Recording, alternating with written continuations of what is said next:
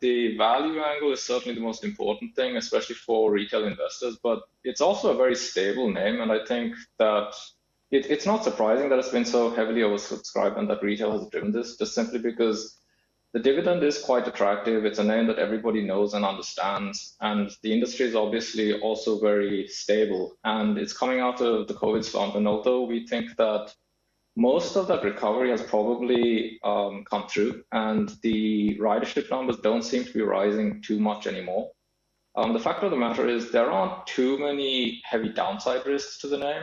And just given the expansion in tourism and things like that, there are some slightly positive sides in terms of the overall demand. But ultimately, we think the major point is just that it's a very easy name to understand. Everybody knows it, and it's been priced relatively cheaply. I think both the Tokyo government as well as the Ministry of Finance obviously won't want the IPO to fail. It's quite a big banner IPO for the year, and it's just something that everybody, the entire public is going to be focused on.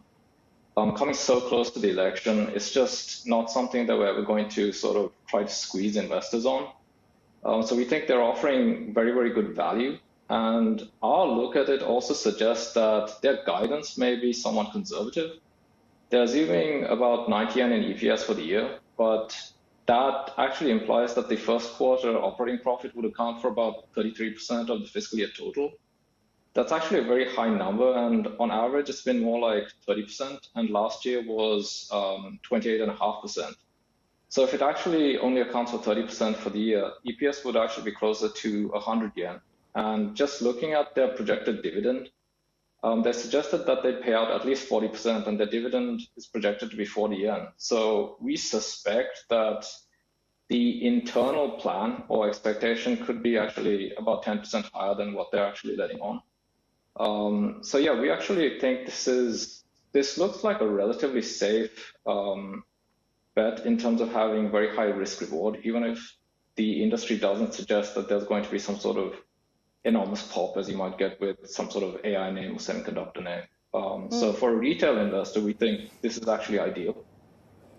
Yeah, Mio, you had described this name as being a banner IPO. So are we going to see, if it does get that really strong demand going forward, a resurgence in the IPO market in Japan?